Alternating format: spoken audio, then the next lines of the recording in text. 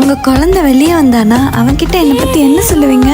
உங்க அம்மா கிட்ட இருந்து முதல்ல என்னை காப்பாத்துன்னு சொல்லுவேன். அப்ப நல்லா படிச்சு அம்மாவை காப்பாத்துன்னு சொல்ல மாட்டீங்க? மாட்டேன்.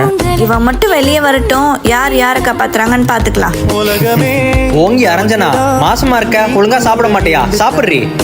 என் புள்ள வெளியே வந்ததுக்கு அப்புறம் இப்படி கையை ஓங்குற வேலையெல்லாம் வச்சுக்காதீங்க. ஏன்? எங்க அம்மாவையே அடிக்கிறியான்னு திருப்ப கையை பிடிச்சாலும் பிடிப்பான். அப்படியாடா? உதச்சு ஆமான்னு சொல்றாங்க.